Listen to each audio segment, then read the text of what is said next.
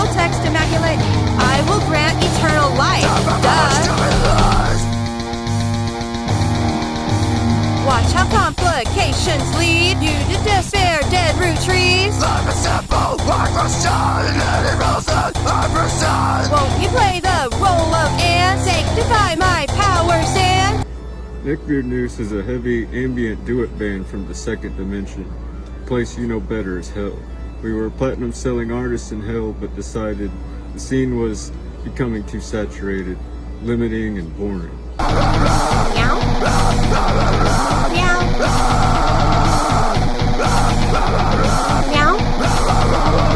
Meow. Meow.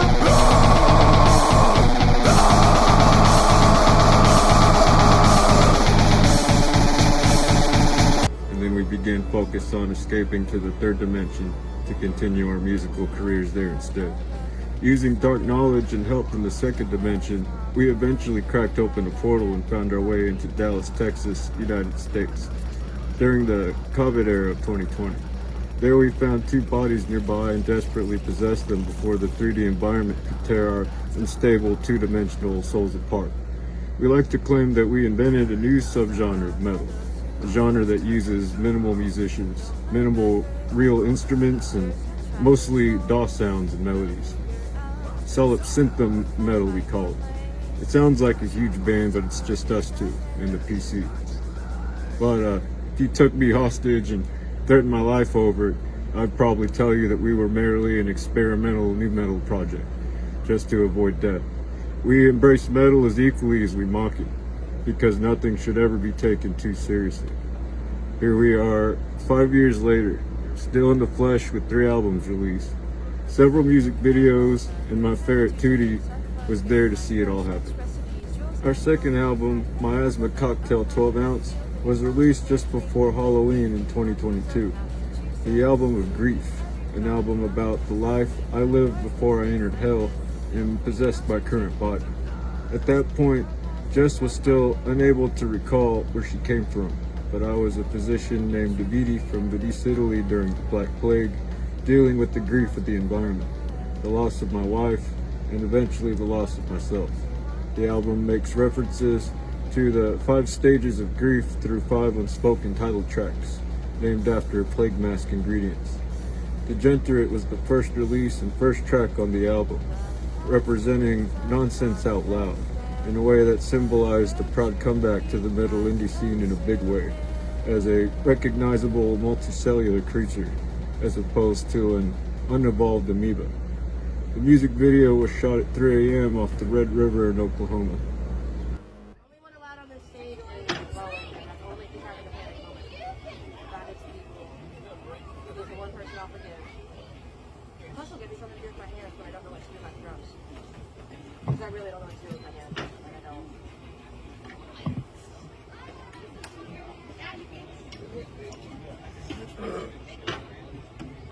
Are you doing...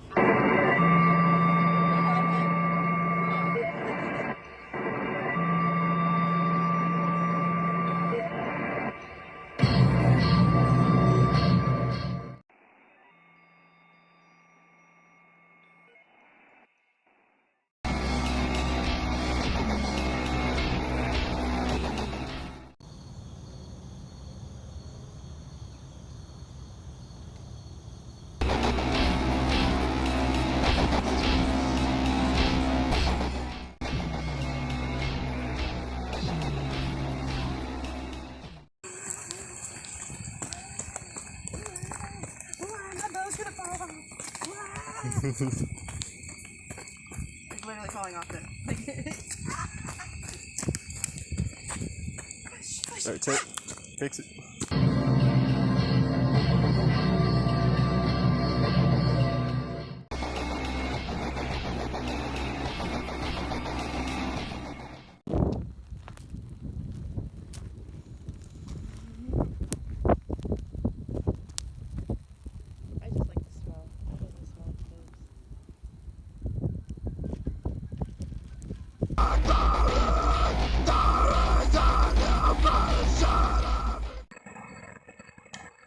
That's nifty.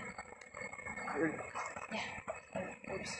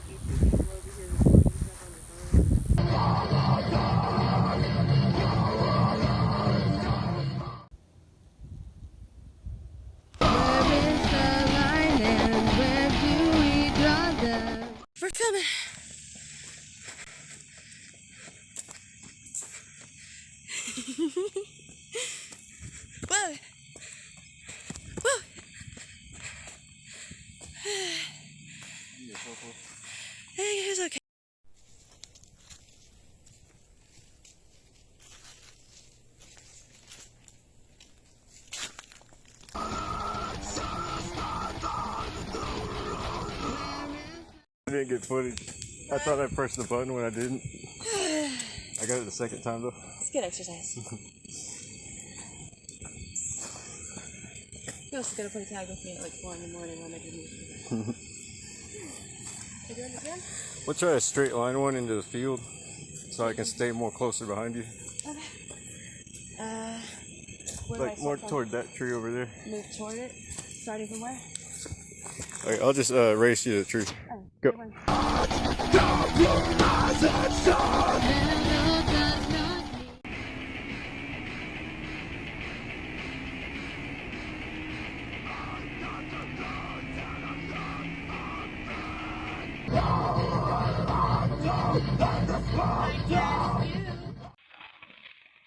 Already broken, right? Oops, shit. Okay, we're good. We're good.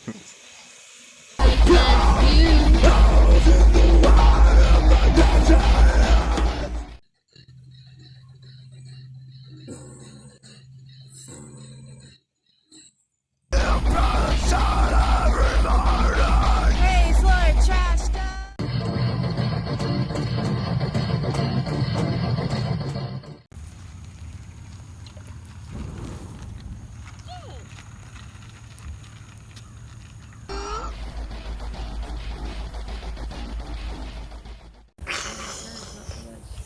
The kind of sky they feature on The Simpsons.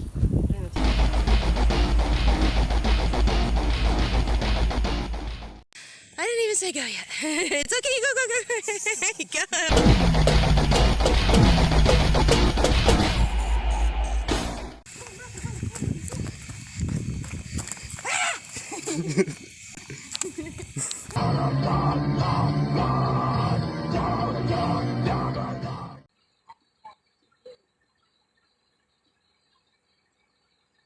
Alright, I'm gonna take a look at how that turned out, I guess.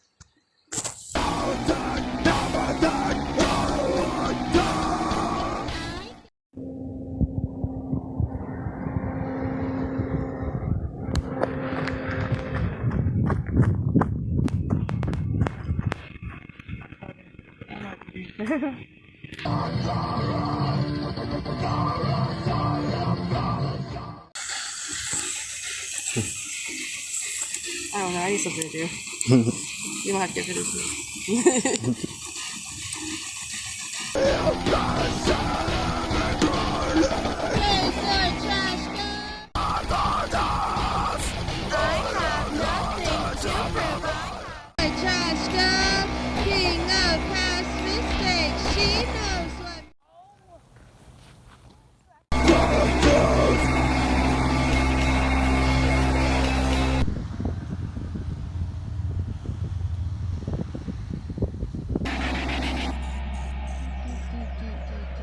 Music winding.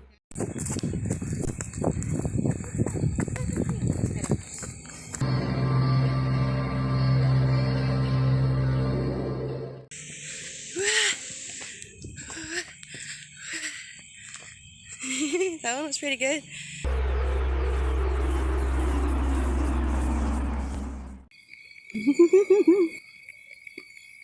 Look what I did.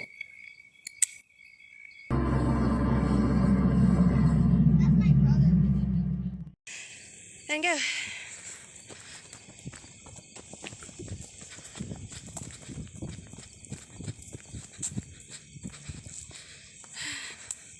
Oh, that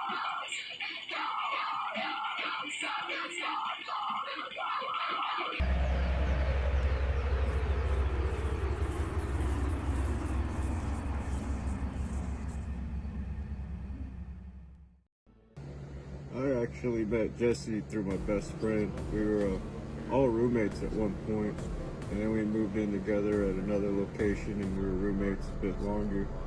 Eventually, Jesse moved out, and I decided to invite her over one day and hang out with her, and that's kind of where everything started. I think I was like super nervous because I was like, I don't know, I didn't know if I was like able to like do any of the stuff you might wanted to have done or like help provide the vibe you were wanting to provide. So I guess I was just kind of nervous about the idea, but also it's just exciting because, like, how often do you get invited to join a band? You know, like, even if it doesn't work out, like, just the fact that you got invited to give it a try is pretty exciting. So yeah, I guess a mixture of like nervous and excited. Yeah, I think so. That's probably the most generic answer ever, though. Now that I think about it.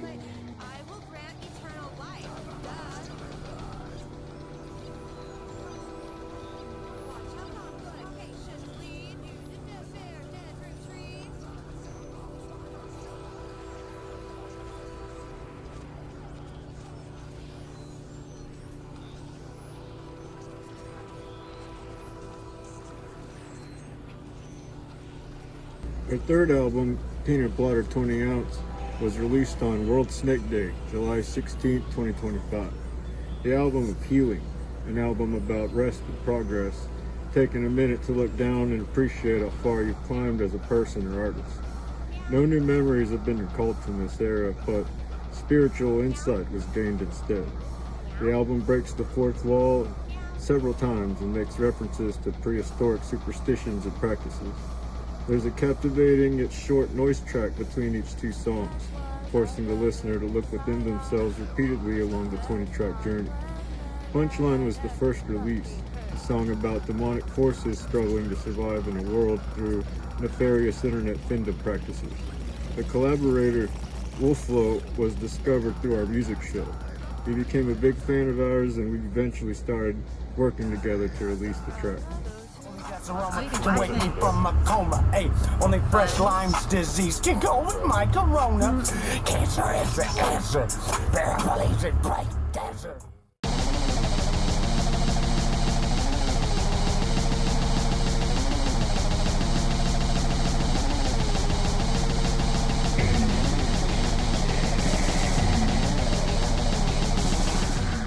Or what you happen to be trying to use.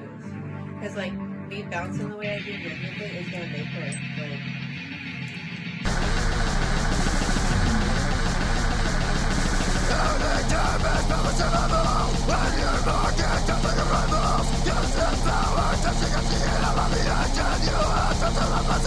Desperate to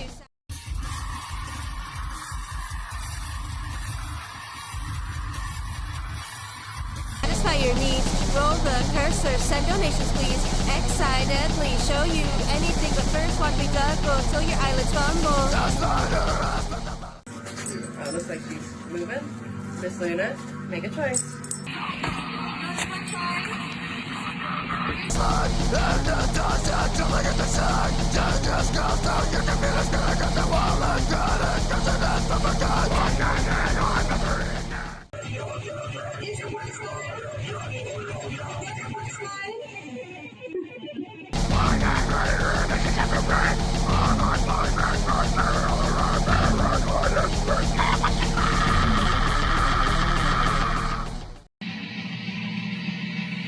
Oh man, what do I do?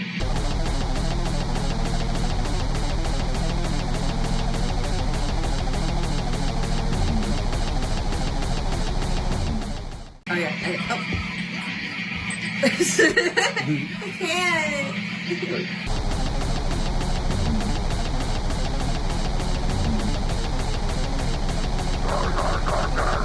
Card is crumpled.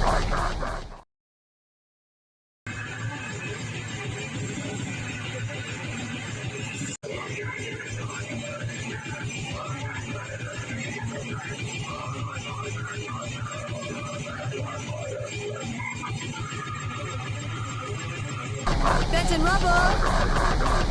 Fall and tumble. Side they rumble. Card is crumpled.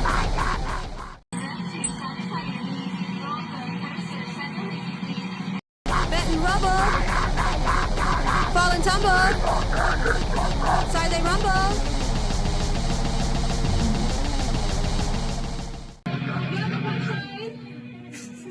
My nose is gonna fall off again. It's just so bad. Oh god, I can't.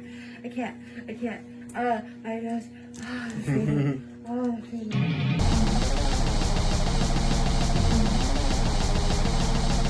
Like a soda, burn on the sauce. Not even a tester of the dust. I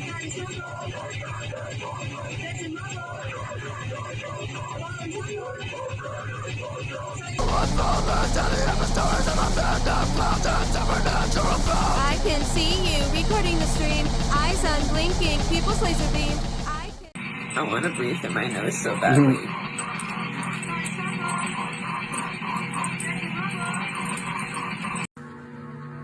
Oh, I don't have my hat. Take away some of your nightmares, but I will also take away all of your dreams.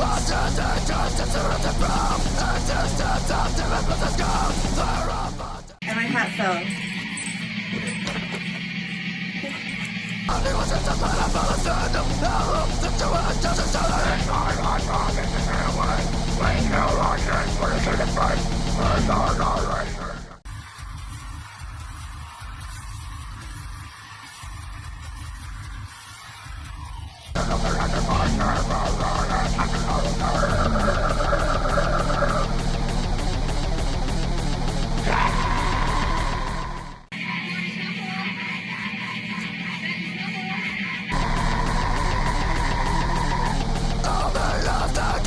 Call me punchline.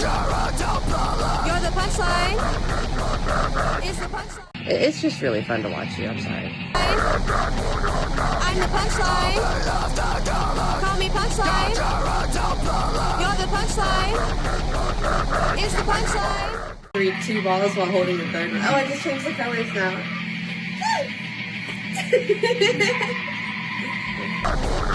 You're the punchline.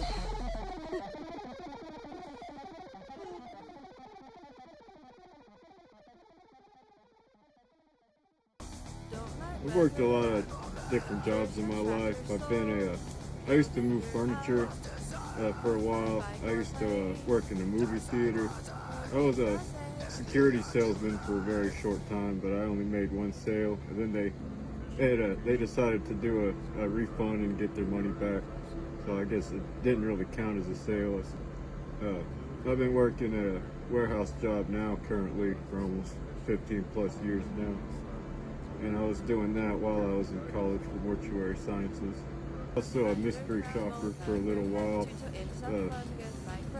It's a very interesting job, having to basically steal price information and not get kicked out, and constantly fight your way back in several minutes later and repeat the whole process until threats of cops get called on you. It's a very interesting way of making money.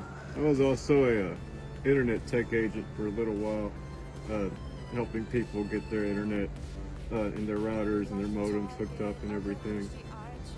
It was a very, very stressful job for the work from home environment it was. I realized just how stressful work from home can be through that job. And I also worked at a pizza place for a little while. I don't miss that time of my life at all.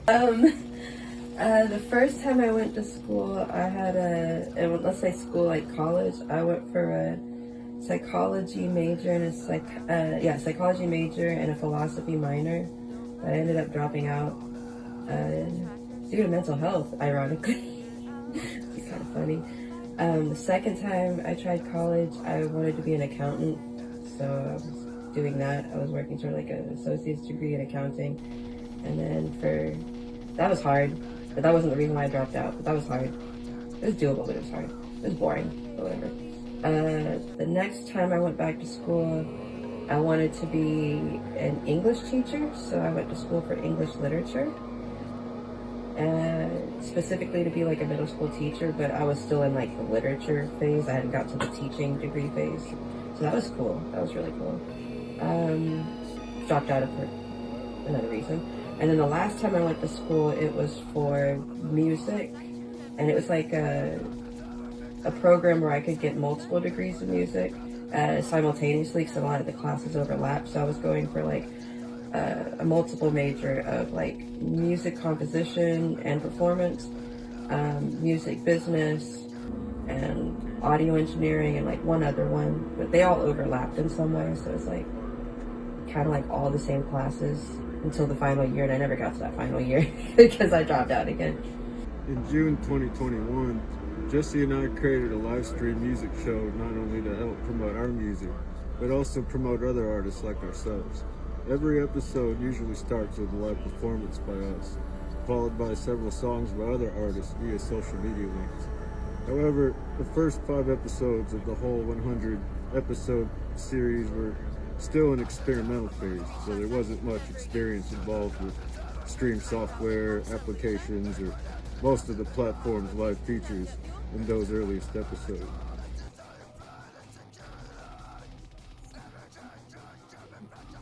I can see my quarantine belly. Take this a little bit so I feel better about myself. Yes.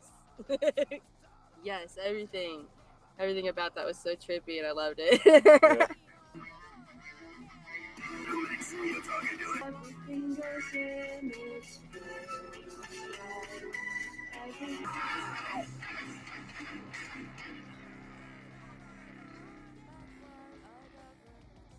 That was very nostalgic. That was, I almost wish y'all had written that like 10 years ago. Y'all be so big right now. That was beautiful. Performance music videos goes, that was amazing. So high energy. Oh, yeah.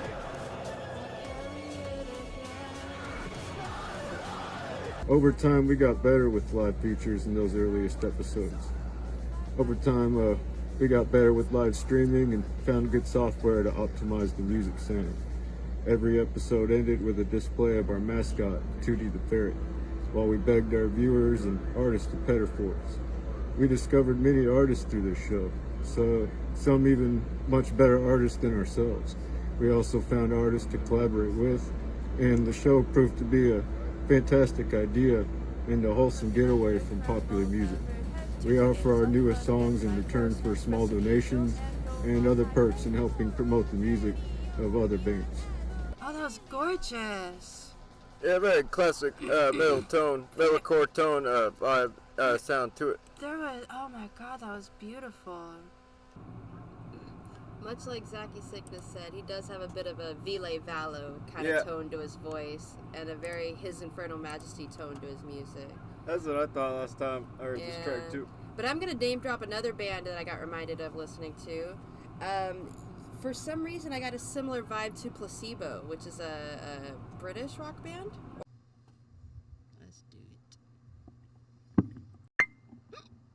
I went to Mortuary College. It was a 15-month program, and I graduated with the highest GPA in class, also tying with another. And I got the Salutatorian Award. They got the Valedictorian Award, and I'm very proud of them, and I'm proud of all the other colleagues I had graduating with. Great time at that school and met a lot of interesting people. The person that won the Valedictorian Award is no longer with us. He had some health problems, and there's nobody else I would rather have the Valedictorian Award than him. And I do have a funeral and mortuary experience. I've worked on about 12 plus bodies or so, and it's a very interesting experience. I learned a lot from that school, not just mortuary and funeral sciences, but also how to recreate and mold bodies out of clay and other materials and stuff like that. And I learned a whole lot from that school, way more than I thought I would learn. I miss Ginger Cat a lot. She's probably the only cat I've ever gotten super duper close to. And she's gone now. She got old. Just is what it is. Right now I have Luna.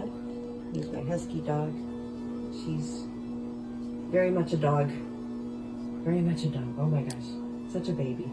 She's like a dog and a human toddler mixed together. That's what her personality's like.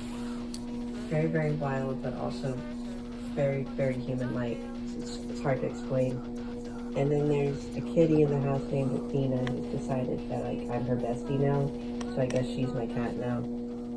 And I'm pretty much the only one that actively spends time with her, so I guess she's my pet now. But she doesn't really come upstairs much because Luna They don't get along real good, but when Luna's not around, Athena will come up and she'll cuddle Luna. That's kind of nice. Our second album, Miasma Cocktail 12 Ounce, like all of our other albums, is a roller coaster of every emotion. One of the main emotions being anger, but not limited to grief-based anger. Bucket is a song about the wealthiest class creating a secret escape for themselves from the planet they've destroyed. It creates the positive need for the crab mentality to take place among humanity, implying the wealthy should all go down with us. Bucket is an angry conspiranoid take on the subject of space colonization. The video represents an intense cultural war struggle through live hostage terrorism.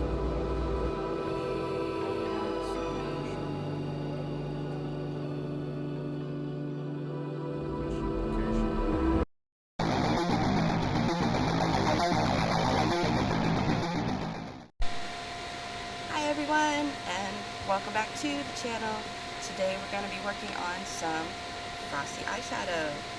It's going to be so much fun. Okay. We're setting up this epic battle between the tanks and the sharks. Oh my god! Oh my god! Oh my god!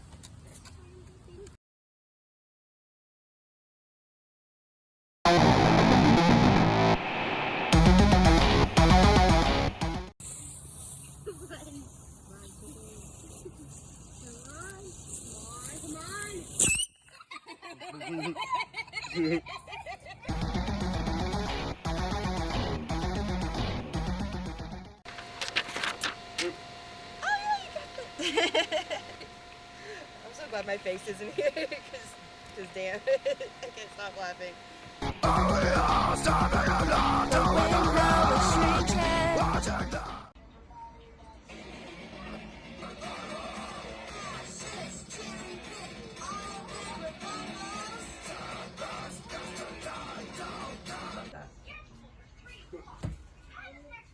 I gotta be so close.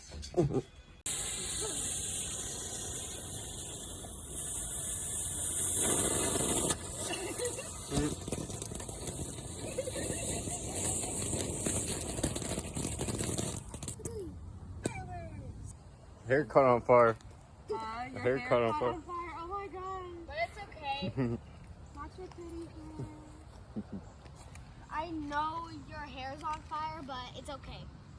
It's not currently on fire now, honey. It just caught fire.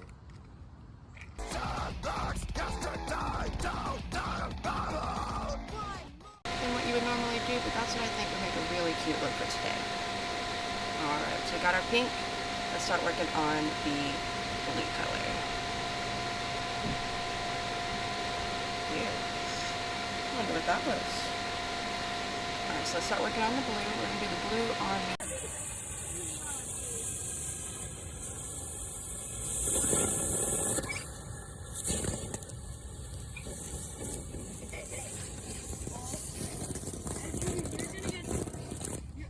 You didn't get shot.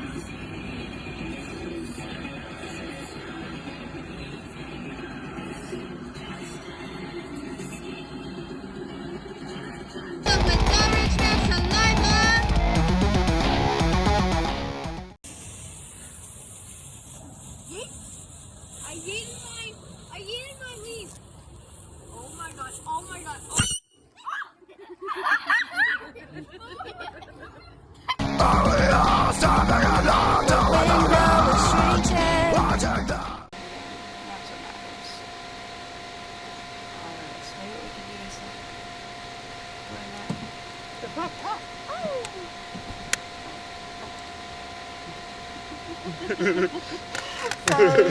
That actually surprised me.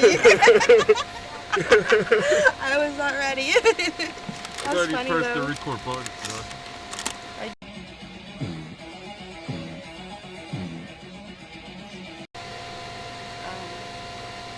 Say go, I guess.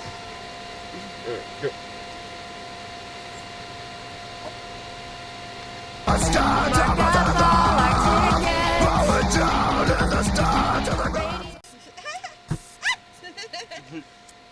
I'm trying not to aim it at you in any capacity, or me.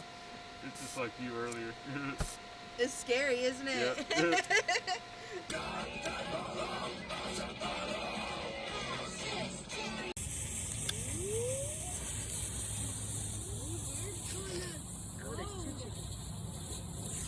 That one just went flying. Ashes, cherry pick, all of their revivals.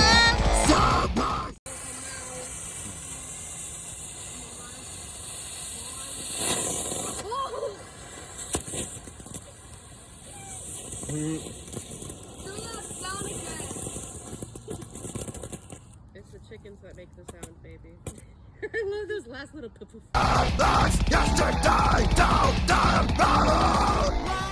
I feel very unconvincing right now. Hot and far.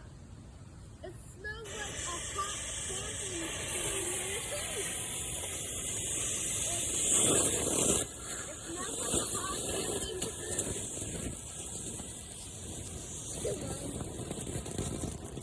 What does that? What does that? I don't know, babe. Filled with the rich man's saliva.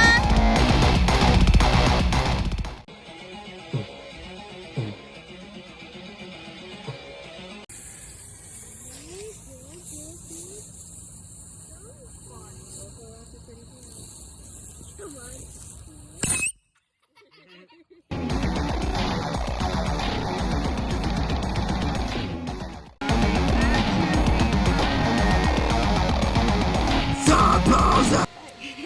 I'm like actually afraid of that. I'm not gonna lie.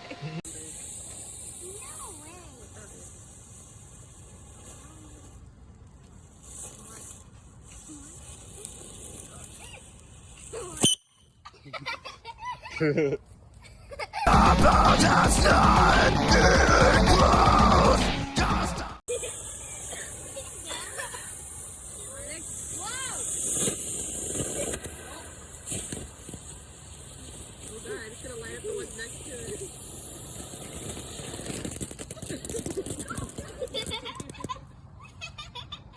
Straight up caught on fire, bro.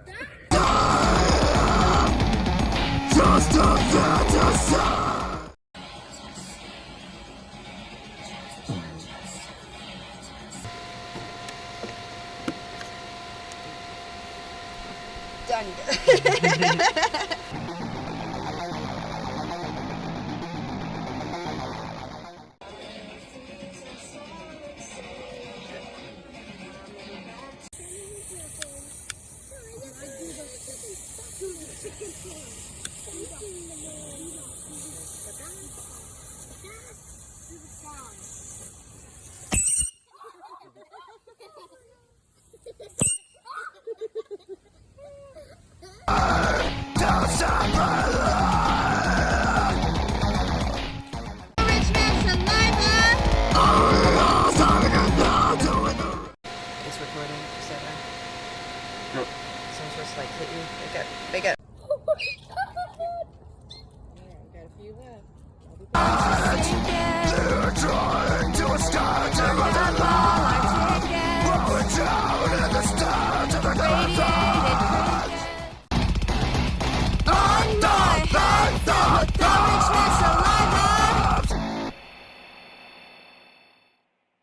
I think everything kind of started with Tool and Static X, and then my interest in other bands and music branched out from there.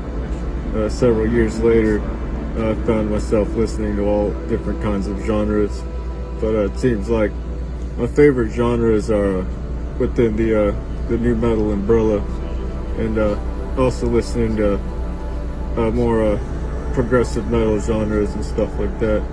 But for the most part, while I listen to that, I listen to a little bit of everything. A lot of love for Slipknot and Mushroomhead, and I believe Mushroomhead and Tool might actually be our biggest influences, on top of some other influences of Jesse. Oh man, okay. So I always say that The Cure is my favorite band because that was the first band that was ever a favorite band to me. So just by default, they're my favorite band of all time. But I have so many favorite bands. Like, that's just so hard to narrow down. It just depends on my mood, time of the year, time of the day sometimes, the weather. Like, it's so hard to pin down. Favorite genre? Probably symphonic metal. just because there's so much versatility with that genre. It can go anywhere from like really, really calm and soothing to like really, really epic and like heavy, and that's just such a wide range to play with. And I think that's really cool. Favorite song? That's impossible. It would be that one song on organ by Block, Toccata and Fugue in D minor. It's like na na na na na na. That one. That one's really cool. If I had to pick a favorite song, probably that one, because that's probably the song I've listened to the most often in my life, just because it's such a vibe.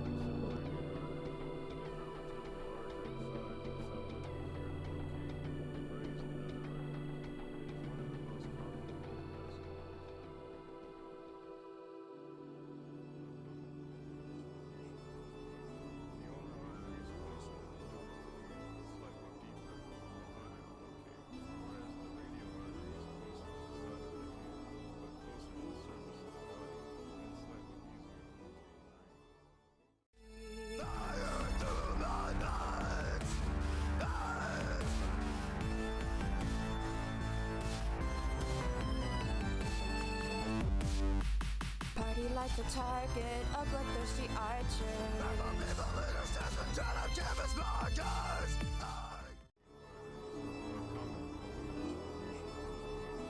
Our first album, The Sword Remains 10 Ounce, was practically an album of demos, experiments, and multiple amateur techniques. The Muddy Wonder album. We were still getting used to the new bodies that we had just inhabited, and it really shows in our writing, mixing, and performances, and confusion for knowing exactly where we wanted to go as artists in this new dimension at the time. We were still kind of figuring ourselves out, and eventually put together 10 tracks within a year or so. During the COVID era of April 2021, when this album was released, we also had more time on our hands, and we were able to get plenty of footages of performances and practices from that era, while simultaneously working on our second album. The first release, Lackluster, is a song about sexual expression, representation, and dynamic pride, mocking kink shamers and boasting heavy positive energy to be proud of the freak you are. Lackluster was one of the 2 first tracks that we ever completed, and was also the demo shown and used to persuade Jesse to join the project in 2020.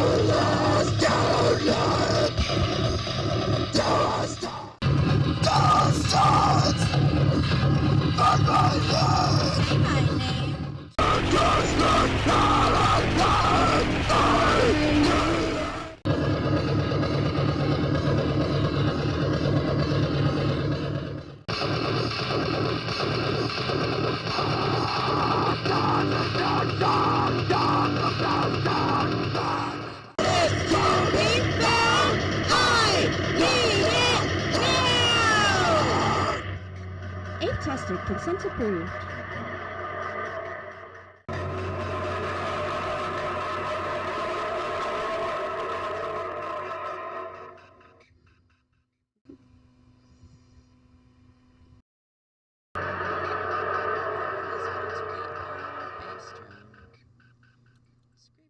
I've been creating music on and off since the MySpace days, way back when, several years ago. I never had a decent instruments to actually use. Any sound I actually used was always a computer DAW instruments and stuff like that.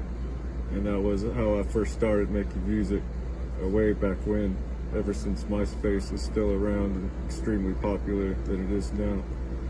Yeah, it took a lot of brainstorming to figure out exactly what kind of project I wanted to create. And I was able to actually purchase a few instruments as opposed to the money I had way back when. So I had a lot more healthier mindset and slightly more resources to do something better than what I was doing before. For instance, I did buy an actual didgeridoo and practice with it. And we also use a drum set, but it's more of a child-sized drum set, very amateurish drum set.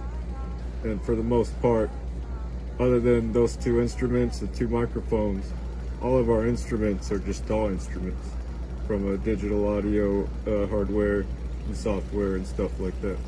Like, I don't know. I have favorite genres of people, but like, I don't know. I tend to forget who they are after a while, you know? Like, unless I'm actively online watching them, I tend to like actually forget who they are. It's funny. It's like they're not real to me. It's just entertainment. Favorite TV shows though, like, I don't really watch TV anymore, but when I did, I was like super into like NBC comedies and sitcoms. That was like my jam in the early 2000s. That's probably like the foundation of a lot of my humor, which is very, very millennial core and cringe, and I love it. A lot of the things that are my favorite are incredibly like outdated and like early 2000s millennial core flavored. And I don't really indulge in them very much anymore, so it's like all a big blur in my head. Big nostalgic blur in my head.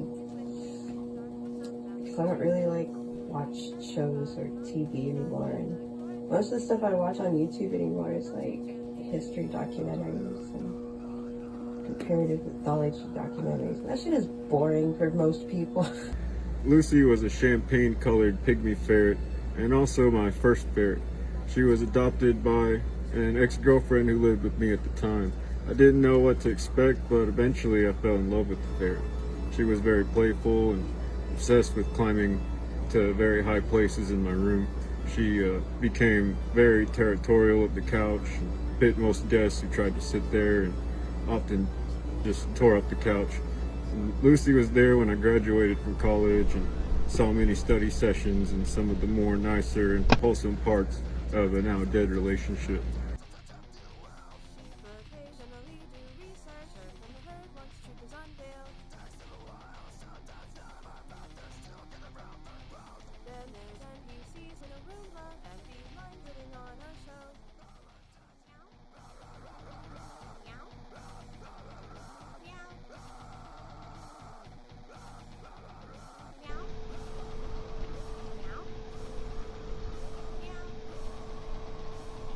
When me and my ex broke up, she moved out and left Lucy behind.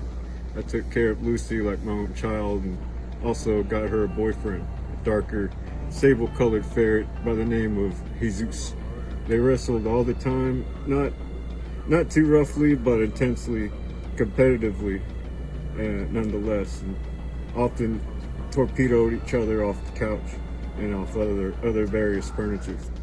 Eventually, Lucy died after 7 years of life, energetic and playful to the very end.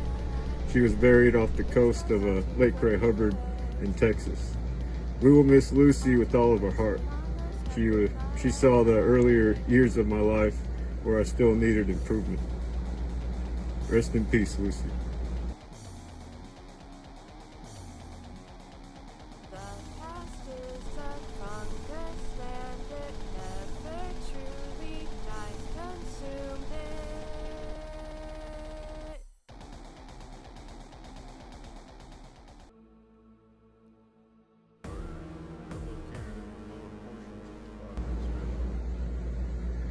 Pendulum is a story about a dead warrior who was given an ultimatum by higher powers.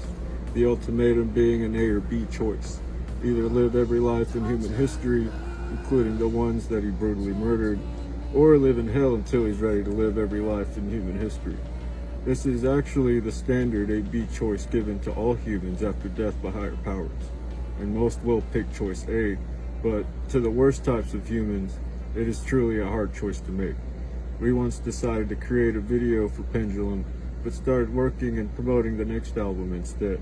Some video footage was also shot for it, but will instead be used for a different video at a later time. Of all songs on my Asthma Cocktail 12 ounce, I'm personally most proud of Pendulum.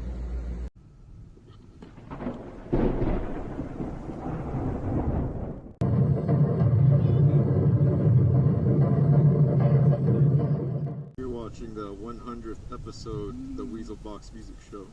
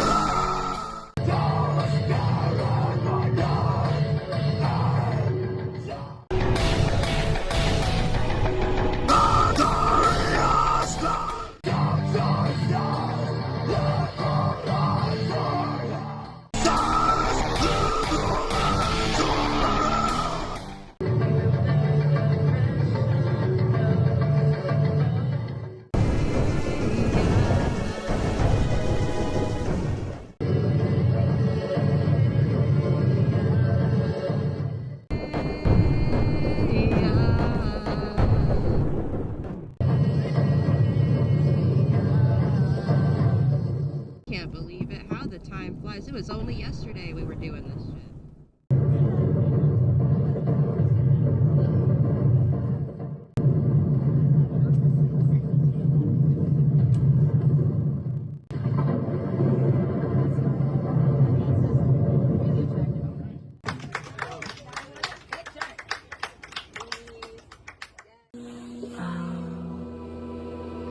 I liked how feisty she was. I liked how she would steal stuff. She was so funny about it too. She would act like she was being sneaky. And then when she got caught, she'd just be faster and run off with it. I liked when she would like hide stuff in like little cutaways. Little hiding ways. And I liked her pouty face. I don't know why. Sometimes like I would annoy her. Not like a lot, just enough. And she'd pout at me. And she had a really cute pouty face. And I liked that she like put up with me. Even though she didn't like me as much. She would put up with me if I would pet her and be calm with her. And that's nice of her. Like, I don't know. I like her a lot. She's so cute. And she's so special. Like, I didn't know a lot of ferrets about it. Actually, I know a lot of ferrets. More than I remembered. Like, I've met a lot of ferrets, now that I think about it. But she's certainly the most unique one. Certainly the most unique one. I've never met a ferret with her personality, that's for sure. Jesus was the second ferret I've ever owned, and was adopted by me to be companions with Lucy. Jesus was a dark sable ferret and nearly twice as big as Lucy. He was heavy and muscular, but still equally as great a fighter as Lucy was. Jesus wasn't very territorial, but he didn't like being handled and told what to do often. He preferred solitude and lots of rest half the time, and wrestled with Lucy for the other half.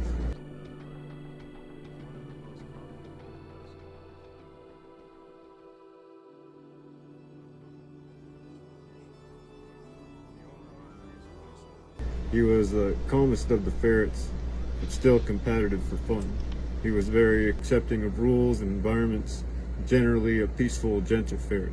He was just as old as Lucy when he passed, but since he passed only a month or two after Lucy, I believe grief and depression might have been a factor as well. Jesus was buried near the same area as Lucy along Lake Ray Hubbard, directly under a high overpass. The area was also drawn on paper and photoshopped behind us as the disc art for our first album, Assorted Remains 10X. Rest in peace, Jesus.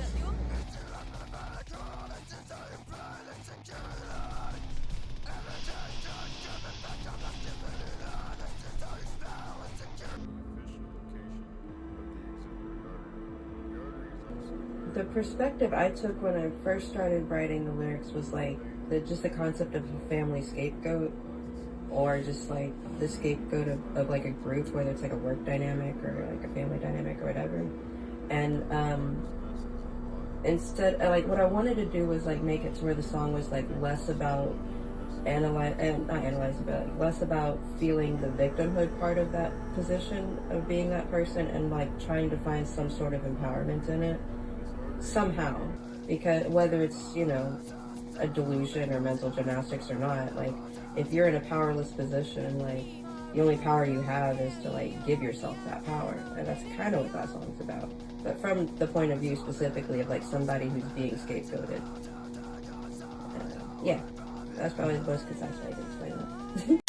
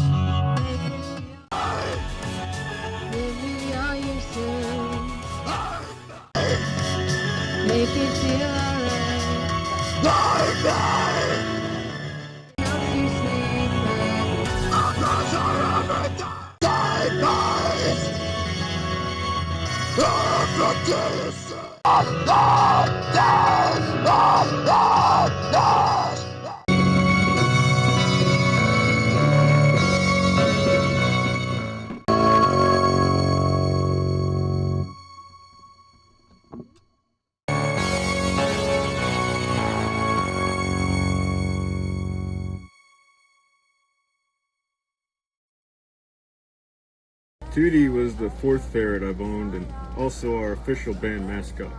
Tootie was a pygmy champagne-colored ferret like Lucy. She was adopted circa pre-COVID era and watched Jesse and I grow close. Tootie was the birth of the band and everything about the production of us, all the way up to when the third album was released. She was the most feral of all the ferrets I've owned.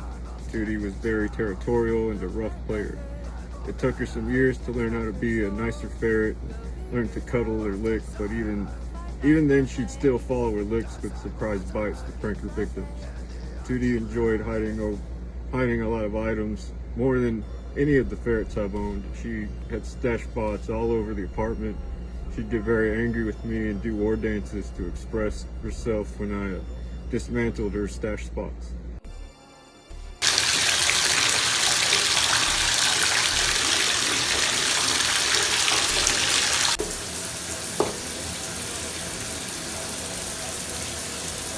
Recipes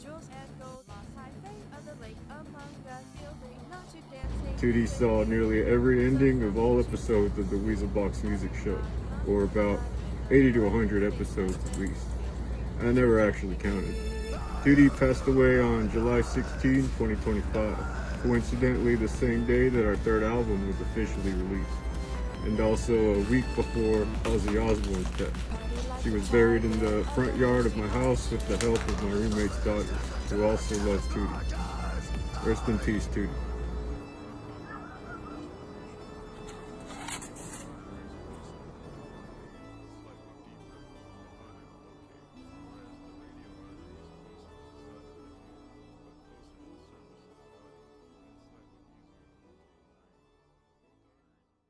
While experimenting during the first album, I decided we'd do a cover of a song that I personally enjoy, but also a song that is not quite popular or iconically well known. I figured Paper Doll by the band Kitty was a good fit, as it was also a Jessie-based experiment to test the range of her vocals at the time. The final lines of the lyrics also coincidentally make a reference to the album title.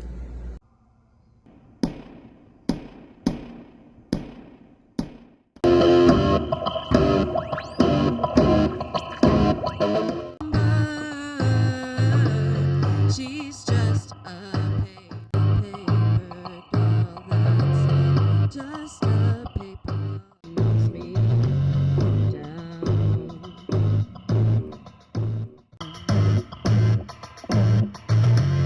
I dress her, try her on for size, she fits nice. Now her soul is dead. Now her soul is dead. Now her body's raw. Now her body's raw. You could number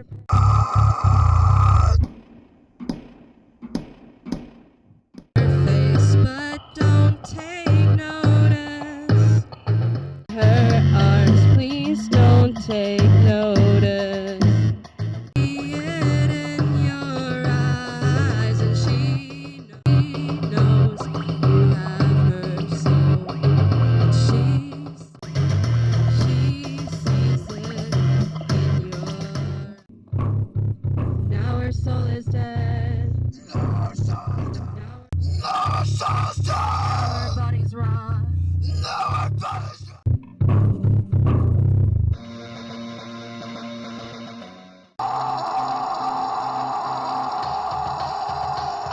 She wants a man.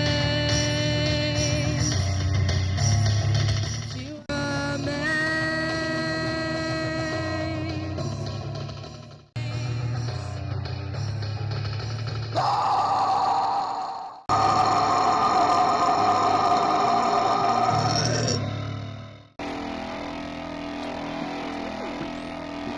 Hello, and welcome to the Weaselbox Music Show. I am Jess, this is Drew, and we are Neckbeard Noose, and that song you just heard was our cover of a Kitty song called Paper Doll.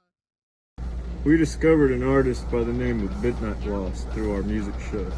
Specifically one musician who became a huge fan of our music named Nieto Hollow X. Eventually Nieto proposed we work on a collaboration together after sending us a beautiful song with missing lyrics called Breaking the Circle. He claims he lost the lyrics and also forgot what they were, and also his vocals don't seem easily audibly translatable. We added our own vocals and didgeridoo sound to his song, and it became a masterpiece. Dark expressions of the struggle of life, combined with nuanced yet motivational vocals about our origins, and a haunting, desolate ending that pays tribute to grief acceptance and moving forward. This song was released by itself and gave our fans something new to listen to while the second album was still in production.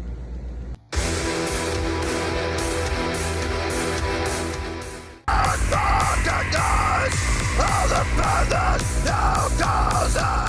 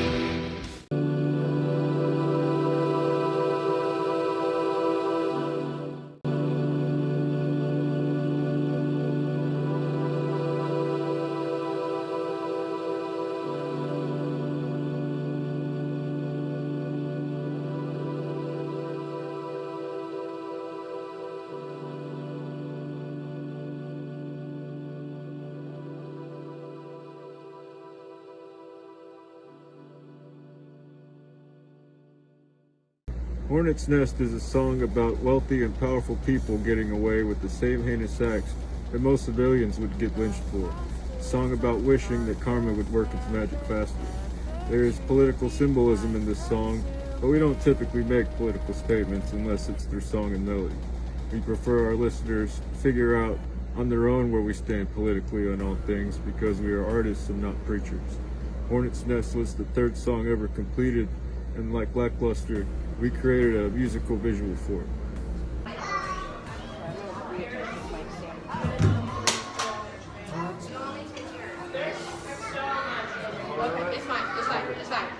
It's fine. Brand new phone outside of its case.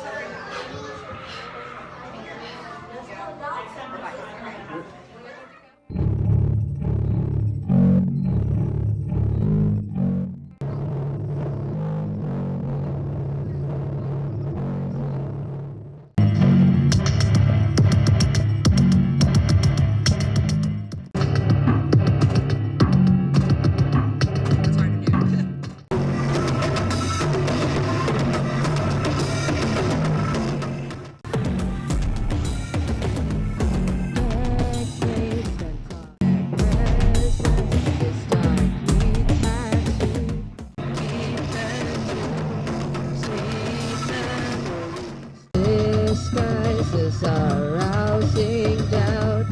Beasting once before spines ripped out.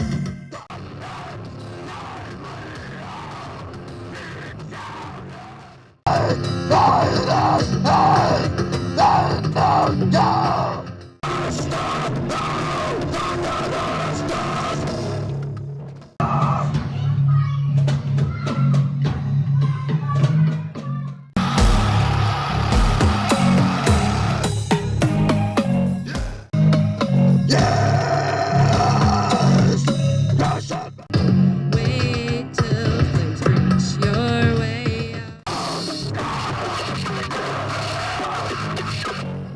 Judgingly all around.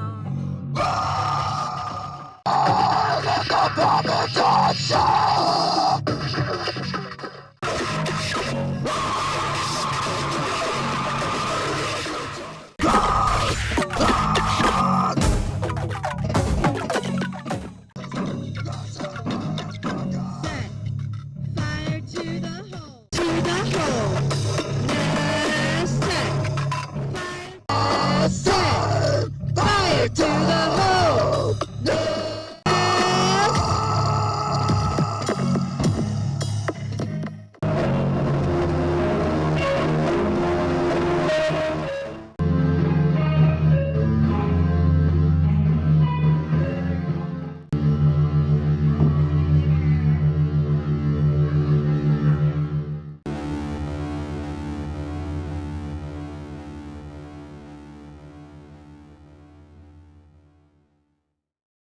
It took 2 albums to remember where I came from, and even then, the memories are still blurry. I was raised in 14th century Venice, Italy, and became a physician. My name was Davidi. When the Black Plague hit us most intensely, I was sent to study the neighbors and their symptoms until the miasma penetrated my shields and got to me and my wife. Jessie still doesn't remember where she came from. I was transported to hell, transformed into a satyr, and eventually met a Wendigo there named the Jess, aka Jessie. And we started a musical project from there. How you were conceived decides whether you are shrunk down to the size of a cat or transformed into a demon upon entry into hell. If the sperm you came from was blessed by a human orgasm, then Satan cannot transform you, but will spitefully shrink you instead. All other beings are powerless against the transformation. Either way, you can leave hell anytime because hell is just a massive 2-dimensional shadow underneath the entire omniverse.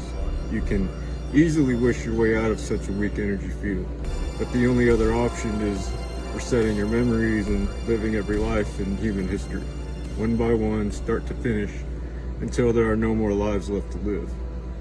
And you can't supposedly ever go back to an old or different active life. Only then will you, a new God, emerge with all the knowledge from all lives. from this egg you call a universe and into the next egg, where you will find a new sentient race of creatures to look after and guide until their egg hatches. And then you can rest for eternity under the tree inside of the paradise universe of all past animals. Basically, there is only two souls in each universe. There is God and there is you. God chose your kind and gave you the mission. Live every life and become the next God. This whole process takes one eternity and continues on for what seems like forever. But that's only what we assume. Even those of us understand how life works are confused about how long it's going to keep working. What plateau lies above the current matrix? It could be the fourth dimension, a place we simply can't comprehend enough to ask questions about. And for what purpose does this constant universe bubble blowing jungle serve exactly, other than to create more bubbles?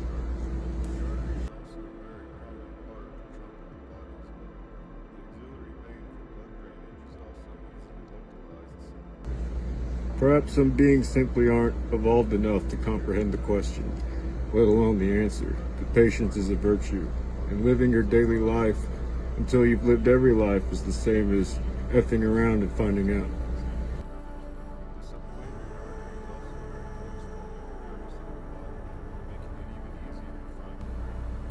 Defrag is about the desperate need for change and police reform. The song is about the brutal normalization of police brutality and the heinous acts that many cops get away with in using their power. I sent this music video to be played on a YouTube playlist from someone else before, but instead they removed the video and inserted just the audio version of the song instead, from which I assume was opposing viewpoints of some sort. The lyrics kind of speak for themselves.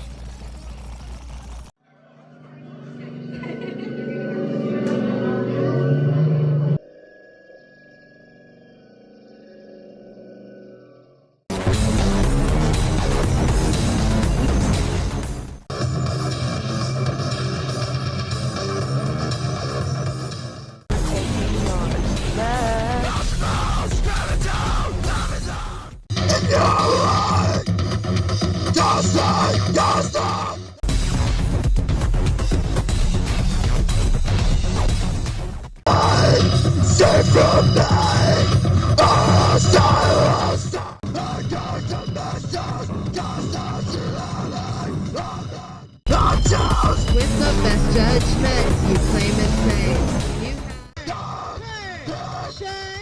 pray. And you pray. Pray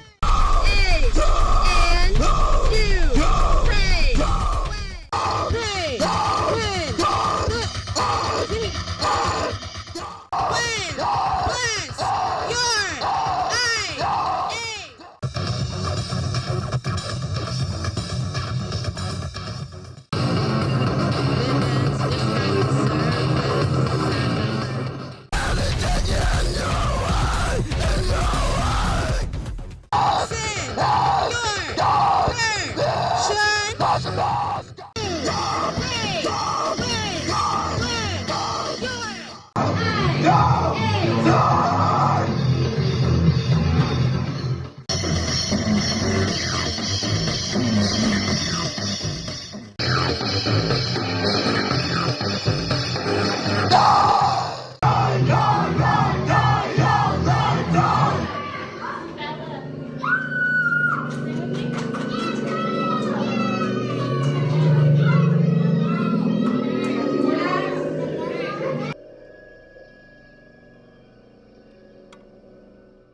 After half of my asthma cocktail 12 ounce was written, I decided to get started on a cover that I could truly appreciate through my progress as an artist and sound mixer. I chose a beloved song that I grew up listening to from an artist that I drew plenty of inspiration from. Womp from the band Mushroomhead became a lovely headache in the DAW studio, coming back and forth for months perfecting the sound repeatedly, for every instrument, however, made a gorgeous outcome. Blood, sweat, and tears made this cover song. The video was shot in my old apartment bathroom. All the marks of age, use, dust, smears, etc. All are authentic and collected just before moving out of that apartment. The video is about sad, grieving parents selfishly committing to satanic rituals to summon their dead child's soul back into a tangible anchor for them to carry around with them. The anchor is a toy similar to the toy on the album cover. No pressure.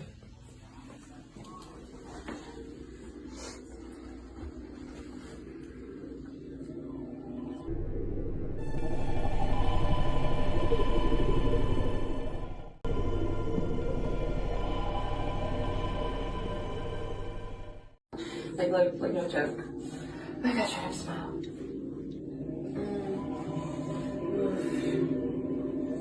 Tired of looking at my face, okay?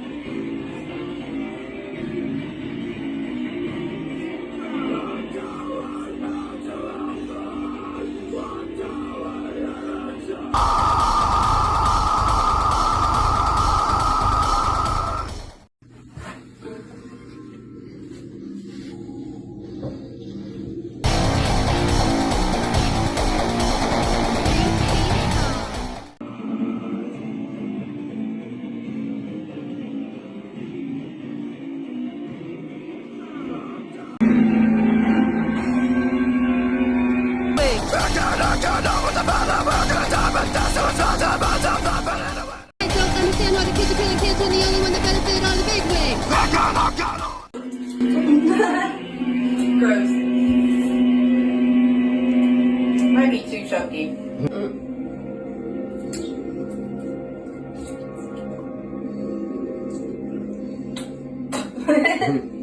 It's so salty. Charles Manson, hindsight, blind, I hate it when I'm right. He destroys the world while we sleep at night. What we can afford to keep us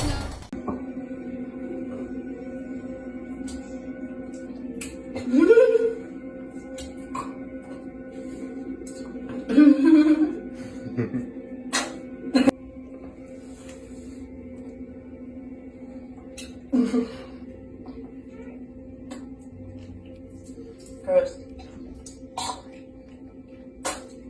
Gross. Ew, so dirty. I talk not saying anything from the heart. I think my headband's gonna fall.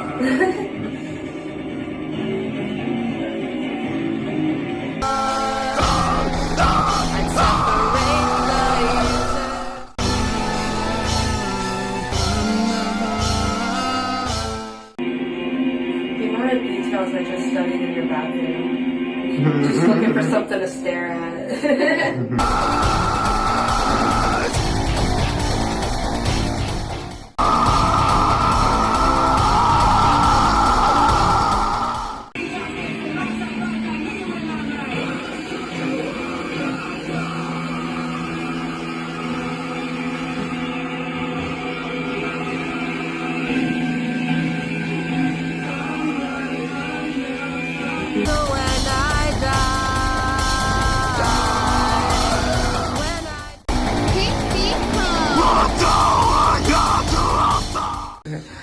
Wow, I'm just getting tired. I'm worried I didn't get your face enough in that mirror over there. When I talk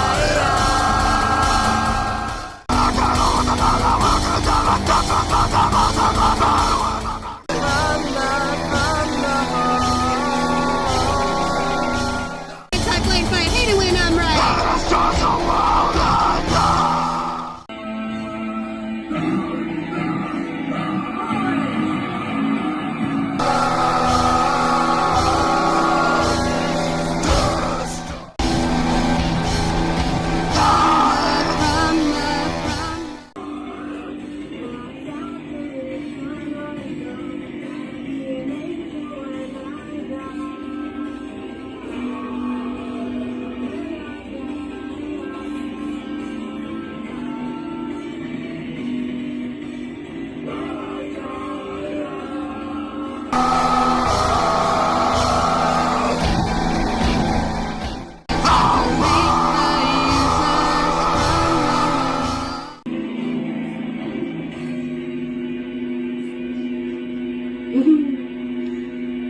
life flashes there.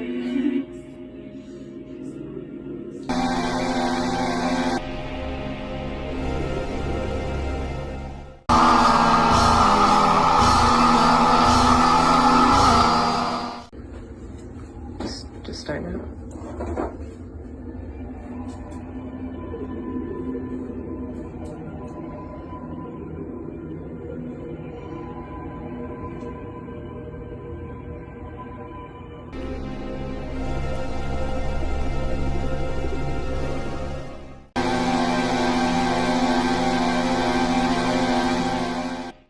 On the wall, there's like a little dome there. I mean, I guess you can't tell it's my head, but it's there.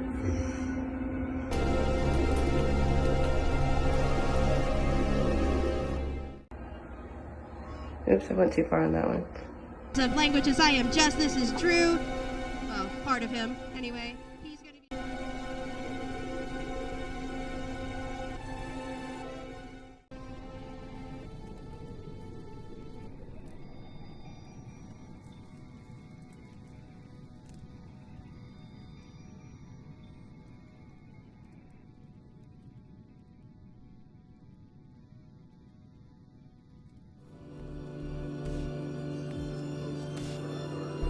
Just put together a small series of videos about popular foods from the second dimension, recreated with ingredients found in the third dimension. A cooking series called Weasel Gourmet that will be continued randomly throughout time. So far there is only 2 episodes. One of the episodes was a celebration of the completion of the second album. These 2 episodes were also good practice for Jess' video editing skills. She also used this knowledge to make other videos later, and eventually her own channel for video reactions. And at least 20% of your daily value of... Alright, we're gonna take our Pop-Tarts and we're just gonna... Ooh, it's hot, hot. Oh my god, that's like legitimately hot. Like, I don't want to crumble that on my hands. Like... I'm burning, you're like actually burning. Hold up, hold up, hold up.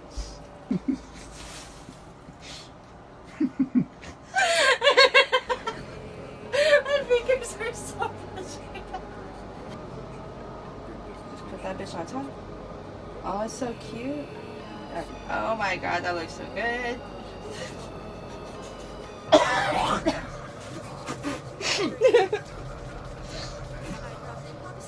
What's his problem? What's his problem? Ew. Yeah, I love them. Hi, human world. Today I'm going to teach you how to make a miasma cocktail, a drink I invented because I am so excited about the Neckbeard Noose release of their second album, Miasma Cocktail 12 ounces. Oh yeah, alright, the next thing we're going to add is some rosé champagne. I bought the cheapest one I could possibly find because it looks the most like what I wanted it to look like. So add that. Or chocolate sandwich cookie. First thing we're going to do is add a non-name brand chocolate sandwich cookie rim that I've set up in this cute little frying pan here.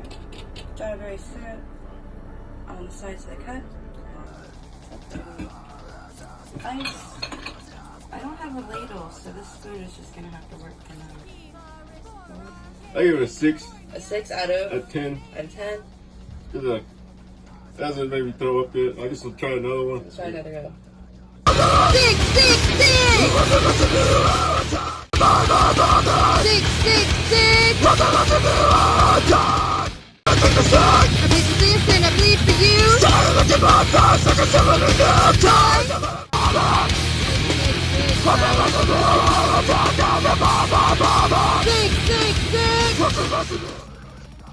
Orbital Fossa is about the mystery and uncertainty about exactly what we were getting into during the beginning of the COVID era.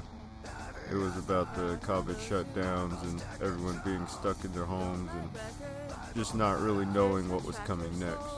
Just that feeling of waiting for an indefinite amount of time to figure it out. I think I was just kind of playing around with different ambient sounds. I'm trying to remember, honestly. I think I had been influenced by a lot of like progressive metal that I had been listening to around that time and was trying to emulate some of my favorite like soundscapey kind of vibes from that.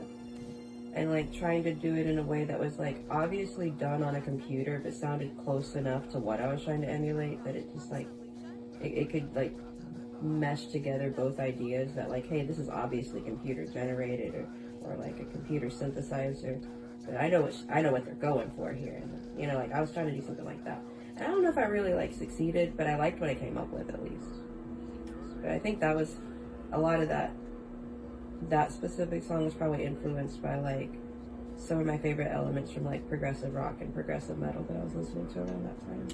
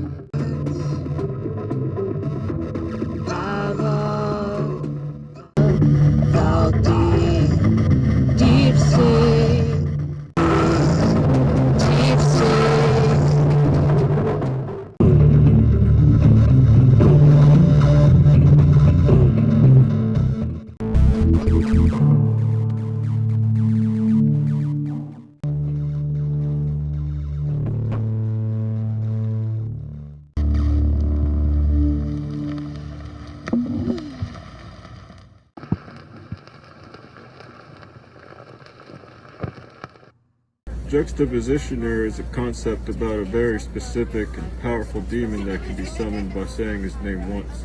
He then takes your life immediately. He was here roaming this planet long before we got here and uses his powers to take the form of a human and utilize earthly knowledge to become rich off of children's programming, merch, toys, and ad revenue. He also uses his powers to cover up a shady past that could endanger his earthly career. The main bulk of the footage for this song's visuals was created using the construction mechanics of the video game Little Big Planet, combined with footage from our third disc.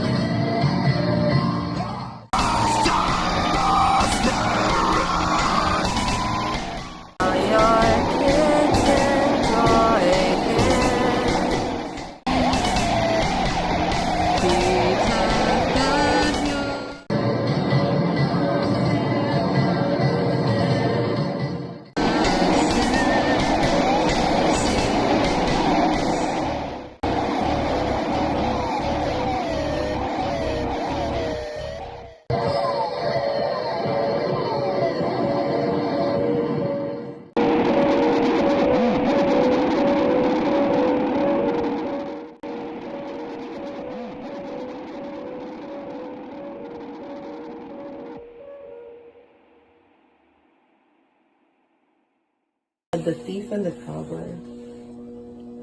It's an animated movie, and it's really well done. And I love animated things, so I'm really quite biased toward it, because it's like an absolute art piece of animated film. With such a simple story, really. The art is all in the animation. Oh boy. Right now it's Animal Crossing. New Leaf specifically. But I kind of just like the whole franchise. Just in general, I've learned a lot about each game. New Horizons is kind of lame though, but I guess I don't know. I guess I would have more fun with it if I played it more often, but I don't want to. It feels like work. It just feels like work. But, Stardew Valley's another one. That's really it. Those are my two favorite. I have other video games that I like and that I play, but I can't really find any other video games that give me the same feeling as these two. Trying to think. Yeah, that's really it. I mean, I have other games I like, but these two would have to be my favorite. Stardew Valley and pretty much the entire Animal Crossing franchise. Growing up, I was very fond of Super Nintendo, Nintendo 64, and GameCube. Yeah, I was into PlayStation and PS2 for a little while, but I was mostly a 64 boy, and I grew up playing Super Nintendo very heavily as a younger child. Mostly played a lot of the classics very heavily, like Super Mario World and all the Zelda games, all the Donkey Kong games. I also played a few underground games like Chuck Rock and other games that you probably never heard of and stuff. I also really loved the Game Boy Color for a little while. The best present I ever got was a Game Boy Color my mom bought me for Christmas one year. No, it was my birthday, it wasn't for Christmas. I actually woke up and I was getting ready to go to school. My mom presented me a purple see-through Game Boy with Pokemon Red, and that was my first Pokemon game as well. I was also very fond of Little Big Planet for a long time. I used to create so many levels that I maxed out the level limit on both Little Big Planet and Little Big Planet 2. I don't believe the servers are around for those games anymore. They were shut down at some point, so all those levels I created are probably gone and lost to time. I mean, on the surface though, it's about depression, but like there's also like a stubbornness that comes with being depressed. And I mean, I can't speak for every person who's ever been depressed, but I know that like I've experienced it, and it's not like something that is unique to me. So I know it's like a relatable feeling. There's like a stubbornness to like stay depressed. And I think that a lot of the lyrics in that song reflect on that. Like not just like the general feeling of depression, but like the deliberate, like just that specific stubbornness to be like, no, this is what I want to feel, and I'm gonna stay feeling this way as long as I freaking want to, and you know, like just like wallowing. And there's some justification to that, you know, like when someone is depressed, they do need a moment to just like chill and like be still and like reflect on some stuff, or at least rest or something. But like there is a point where you take it too far and you're just kind of wallowing and using it as an excuse to not move on. And so I think that song kind of explores like all the different facets of depression, including that one. The stubbornness factor, the not wanting to let go of it and move on.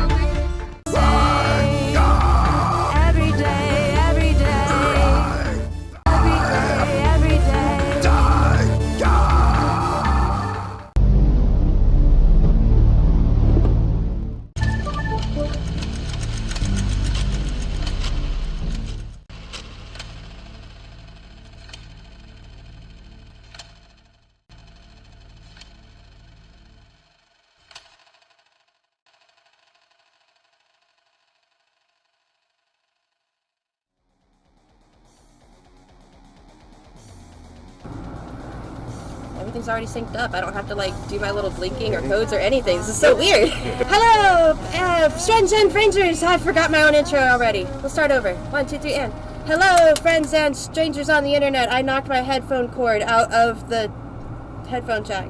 Could you? I have Drew with me. Hi, everybody. Say hi to Drew. What's going on, everybody? And then Drew, say hi to everybody. We already did that part. Too many subgenres to put so many bands into all these different genres, and the bands like baby metal and electric cowboy, especially when these types of bands collaborate, and they make it extra hard to be placed into a jar. Well, I will see y'all in the next video. He will not, but I will see you in the next video. And bye for now. Hazard Label is a song about toxic friendships, toxic relationships, toxic family, and how dangerous it is to keep enemies close to you. Learning how and when to cut off the wrong crowd is important for progress in the psyche. After 9 songs were completed and recorded for the first album, The Sword Remains 10 Ounce, I felt like just one more heavy yet melody-based song was necessary. But I was also too excited and somewhat in a rush to publish the album, as it was nearly complete. Hazard Label was written with good lyrics, but also rushed lyrics. Same with the music. And for whatever reason, also became a hit among one interviewer and many of our fans, even though no video or visual was ever created for it. The song itself is proof that sometimes even rushed ideas can be the best ideas. I'll actually like come in here early and set things.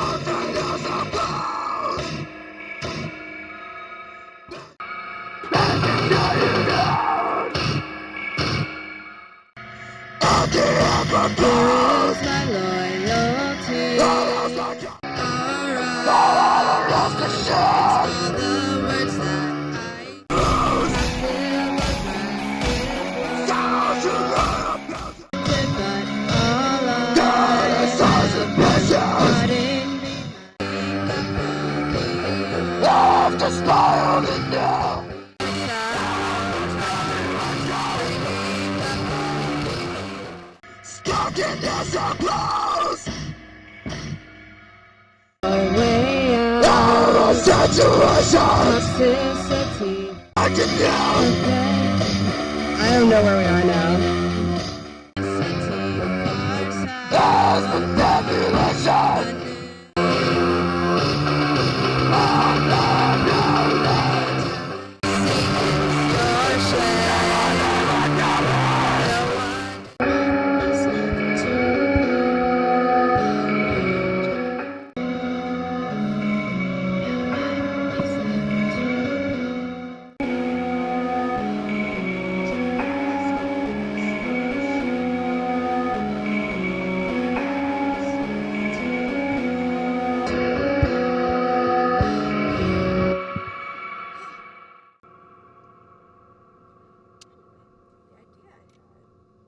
After updating our hardware, we eventually updated the entire studio, which was inevitable with the increasing rent bills and the need to eventually own a house. Moving was a hassle while balancing a warehouse job. My body was sore for 2 months straight, but I was also too cheap to pay movers, and there was constantly other things I needed to move out of the way. Time was also a factor, but I made it work. I managed to move and build a new studio roughly at the same time to fit the lease window. Life got so busy, I eventually started delegating promotion help and moderation to others on social media. Although I missed the hot mess and dusty whir of the old studio, the new studio is roomier, cozier, better noise controlled, and easier to manage. Tootie was there to watch me build the entire studio, and was the first to explore it upon completion.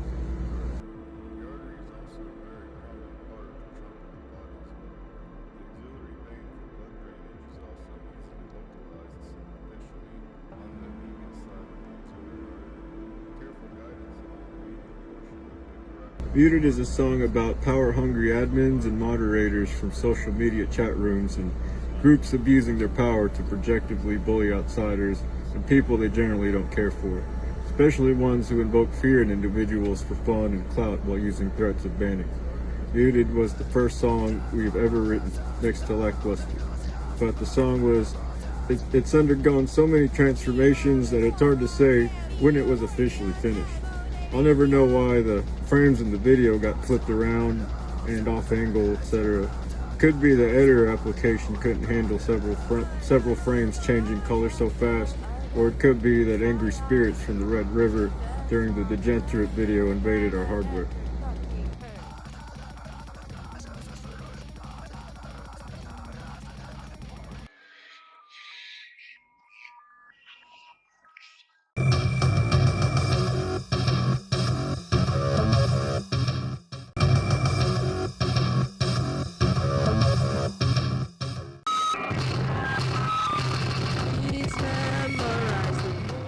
Of aggression, project the wrath back at your aggression, project the wrath back at your vessel.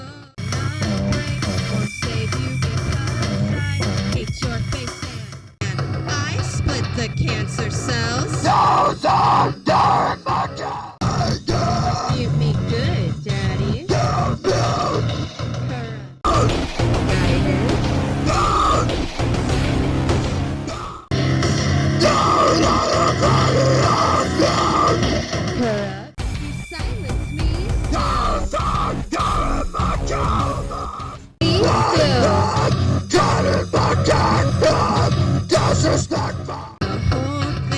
You silence me still.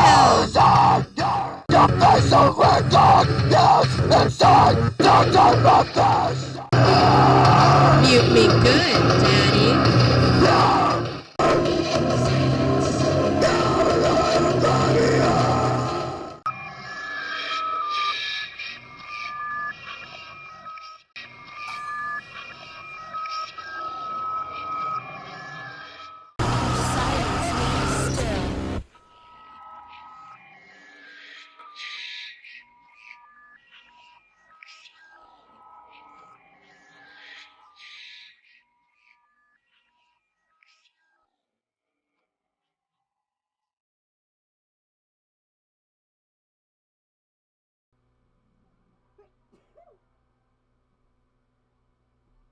I grew up watching a lot of Ed and Eddie and a lot of Ren and Stimpy. Ren and Stimpy was actually our family show when I was little. Ren is my dad's spirit animal, and I believe those two shows are probably my favorite. And I also became very fond of Avatar recently because of Jesse. Facebook.com/Neckbeard Noose. Definitely different. Definitely different. I'm gonna go 7.1 out of 10. There is some cool stuff going on in that song, but overall it's just a little too strange for me. But 7.1 out of 10 I think is right where it should be. I like the fact that she's singing to all the melody. I like how his distortion on his screams kind of like fit with the vibe of the song. The synth stuff in the background was cool. I love the like look of what they got going on. It's definitely like different and satanic, and that's awesome. Noose, which, let's face it, that's not Marmite at all. That is solid gold, that name. The song is called Scapegoat, and they play what they describe as slip-synthum metal. Now, it's very unusual. It's very different to anything you've heard. It's definitely not your traditional sort of two guitars, bass, drums, and wailing vocals you might associate with metal. You might not even associate any of the music the way they play it. It is very much sort of created with computers and manipulating sounds to make the songs. It's very interesting, but I personally think this is how genres move forward, why metal is still a living, breathing genre. It's alive, it's not a dead style of music. It evolves, and that's because there are bands like this creating sounds that are absolutely new and unique. So without further ado, I think I said that before, but then further adid. But without further ado, here is Neckbeard Noose. It's about the concept of acceptance, you know, like on the surface level. But I wanted to throw in concepts of radical acceptance, which is something I learned from therapy, which is like the concept of like, I guess it's almost like stoicism, just kind of like accepting the things you can't change, and then like, I left out the part where like the person in the song is supposed to figure out what they're supposed to change, but I only left in that first step. And it's like, in the case of the person in this song, he's having to accept the fact that he's gonna have to re-accept this over and over and over again. He can't just accept this grief this one time. He has to also accept the fact that he's going to keep feeling this grief and keep feeling these stages of grief, and he's going to have to go through this process multiple times, and he's just going to have to accept that as well. And I wanted to kind of throw that into the song, because that is also a difficult thing to accept, and that's part of a grieving process that is often left out when people grieve, is that it's not a one-time process where you go through the 5 stages, and it's often something you do for the rest of your life, depending on how big the grief is and how traumatic the event was. And part of the accepting process is accepting that you're going to have to do it again and again and again. And sometimes it's going to be easier and sometimes it's going to be harder, but it's just going to keep happening and it's never going to stop.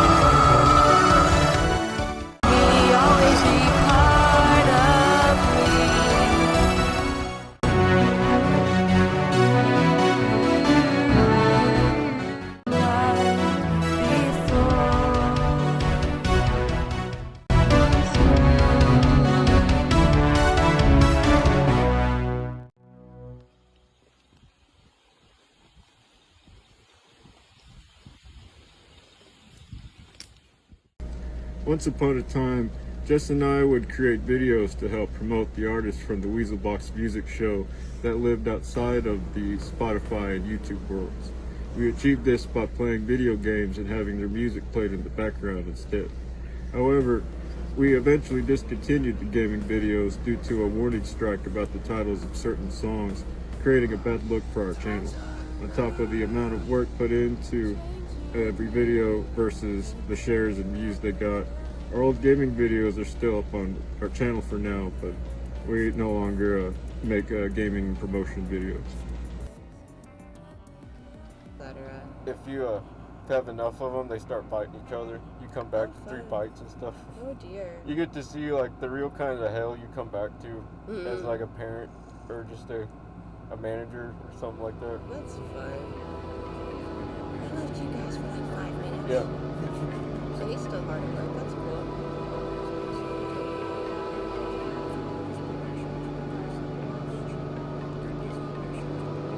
Next dimension skeptic, psychosis or resistance, tuberculosis. Focus, focus, notice I am causing a focus. I cannot fucking focus. Yeah, she's like scolding me. She's like chasing me and wagging her finger at me. Stole her base. I'm destroying her house. I don't think she's happy with me. That too. Oh my god, I can't.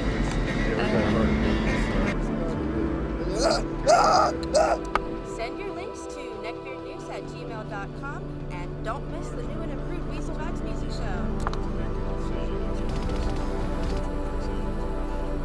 It actually smells like something up there. I hope it didn't burn up. Yeah, they charged that thing for us. Did I? Smells like you did. It does. I'm like scared now. I'm gonna bring.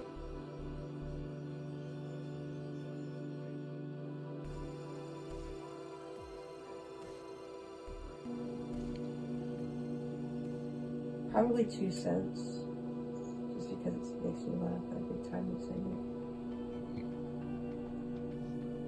Without fail, like just genuinely can't help but laugh at that song. Don't know why. The ending especially makes me laugh. I think it's just the absurdity of it. Yeah. And then like the feeling of like indulging in that absurdity is especially fun. 2 Cents is a song about the infamous metal scene, a scene that hypocritically creates unity as much as it destroys it, a scene that gatekeeps itself, it always cries for exposure, and then scoffs at too much of it, a scene that will never truly be satisfied, much like the internet itself. 2 Cents is about being the positive change that you want to see in a community that you feel needs work, specifically in the metal world where community and connection is essential.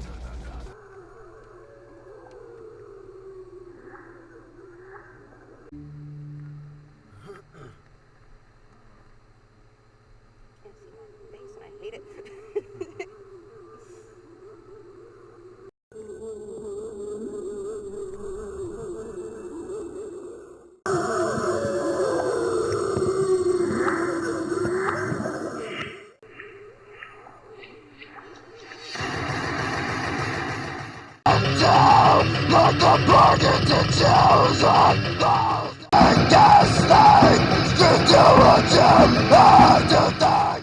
So got you ignorant, you're still in. Gaslight, still do what you have to think. Change my mind. Stop the way, gaslight, still do what you like a bargain to choose as a god. Whatever question hesitate, don't listen to. Lost out, lost out, lost out.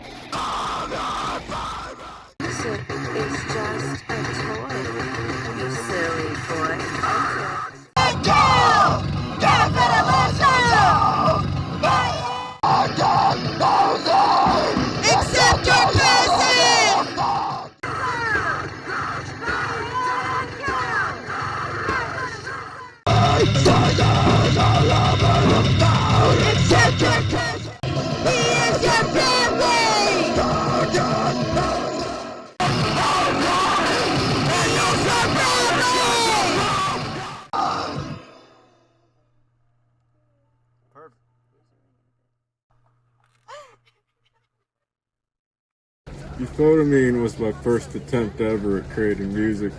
I was working with the very outdated digital audio workstation software, and I did whatever I could while spending the least amount of money. I don't think I ever spent a dime working on that project. That was way back in the MySpace days when I was mostly just experimenting around and looking at the musician side of MySpace and seeing what that was all about. I met a lot of interesting people and actually made a few fans with a lot of the strange music I made back then. Looking back, Euphonamine was a very, very boring project if you actually try to listen to it. You'd probably try to turn it off, or you'd probably listen to the first 30 seconds of each song, and that's pretty much the gist of the whole song, but it's kind of the same parts on repeat pretty often throughout every song. But I actually managed to make 2 Euphonamine albums, but I'm not sure if they're still accessible on the modern day MySpace, but I believe I still have some demos of those days somewhere. At least 2 CDs of each album somewhere. I'd have to really go dig it up to find it. Oni was the 3rd ferret I ever owned. He was a white albino ferret with fiery red eyes. He was a very playful and active ferret, also very polite with younger kids.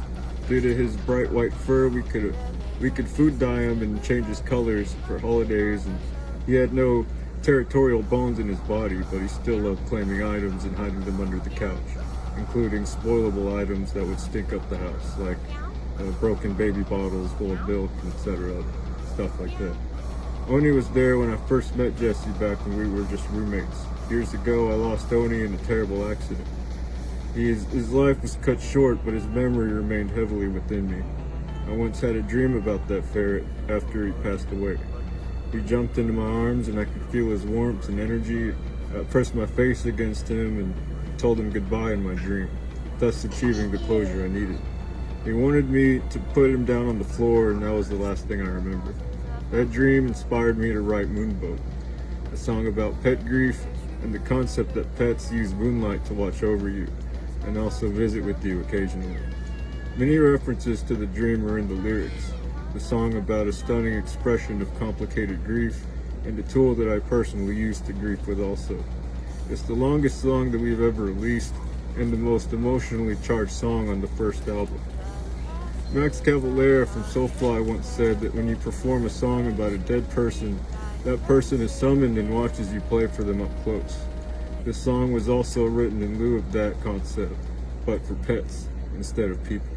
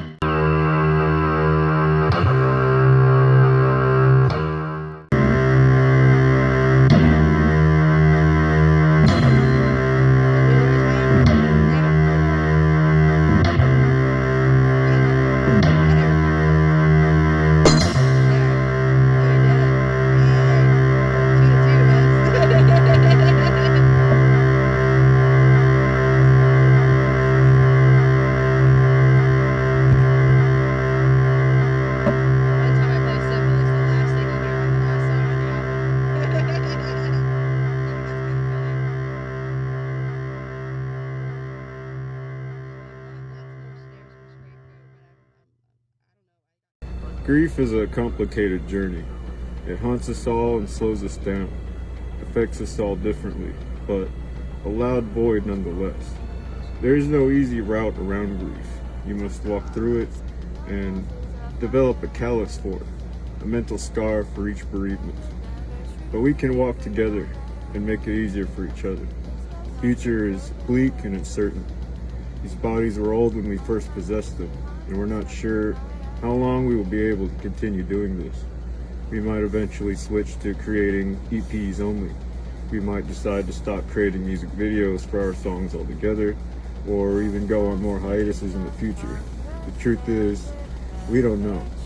But the passion is still alive and very bright, and we will continue for as long as we can, just like Tootie did. Whatever happens though, we hope you will keep listening and watching. We hope you follow us and think about us, because we'll think about you.